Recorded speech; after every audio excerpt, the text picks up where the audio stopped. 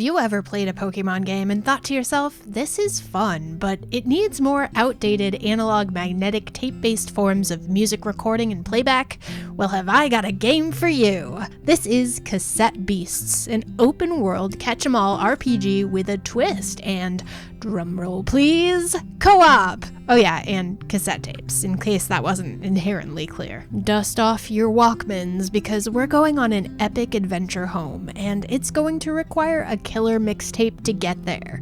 In Cassette Beasts, you'll play as a human that washes up on the mysterious shores of 𝐦𝐨𝐬𝐿, a land teeming with peculiar wildlife, and all you want to do is get back home. However, you very quickly realize that you're not in Kansas anymore, and you're going to have to carry on, my wayward son, because home is a lot further than you think. You might have been born in the USA, but you ain't the boss around these parts. This title isn't like other monster collecting games, it's different, like hipster Pokemon. Here you actually transform into a captured creature via cassette tape and battle against other monsters, all while attempting to record them onto tapes and build your team. It's a familiar concept with a unique enough spin that brought a smile to my face. Since this is an open world game, a lot of what you will be doing is gathering rumors and quests from the residents of 𝐦𝐨𝐿 and venturing out on your own. Well, not completely on your own, as you have the ability to drag a companion along for the ride. And this doesn't have to be an AI. You could actually have a human partner hop in and out of combat with the local co-op option, which is such a nice touch. It's not often I get to play this type of RPG style game with a partner,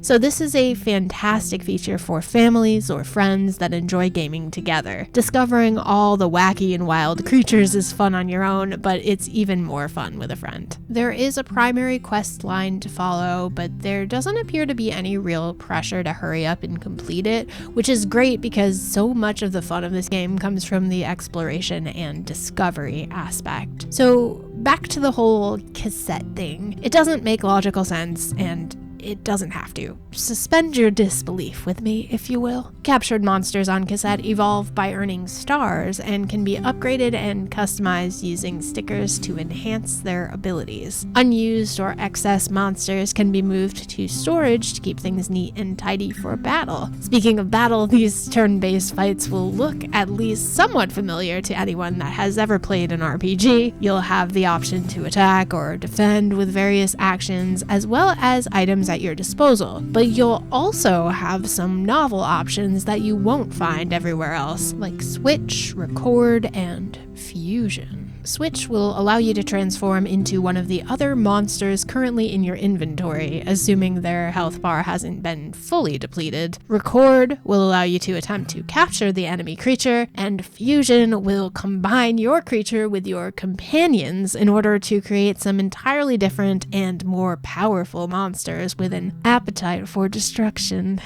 If one of your monsters takes too much damage in battle, you can heal them with a rewind in the form of a pencil. This made me realize that there is an entire generation of humans that will not understand this reference, and reminded me to apply my night cream and take some aspirin. If a monster is KO'd completely in battle, they can be brought back via the respool tool, or you can switch to another creature.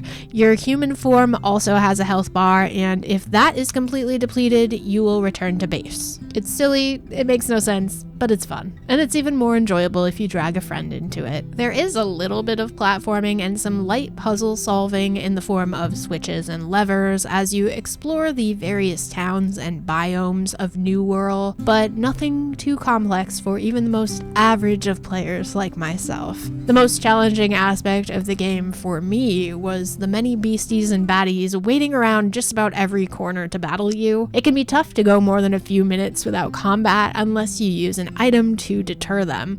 Also, don't be like me and go exploring all willy-nilly, or you might find yourself outclassed in a fight you were not prepared for. Regardless, I don't regret a minute spent of my time playing this silly little title. Fights never felt cheap or unfair. Losing in battle wasn't too punishing. Fast travel was introduced early on, which made me feel like the developers were respecting my time and not forcing me to backtrack.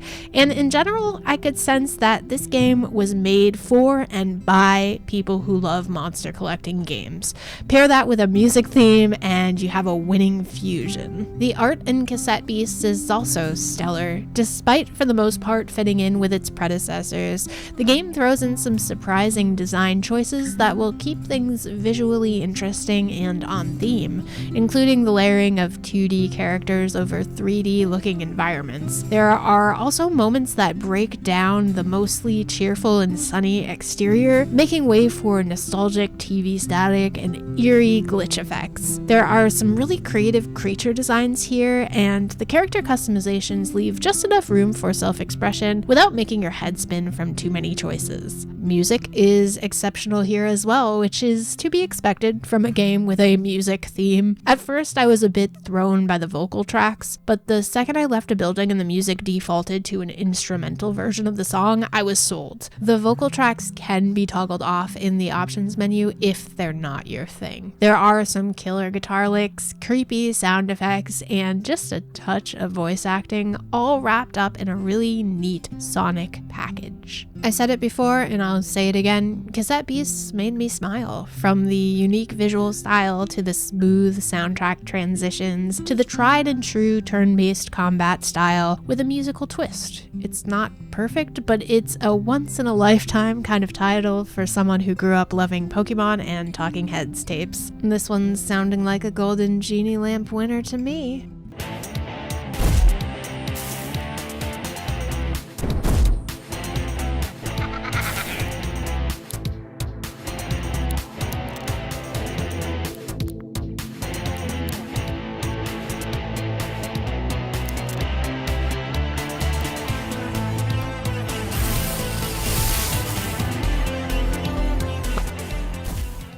Thank you so much for supporting clickbait-free independent content here on YouTube. Remember to hit the like button and subscribe to help us bring a voice to the voiceless ones in gaming, and be sure to check out patreon.com/iDreamOfIndieGames, where we can together defeat the gaming echo chamber.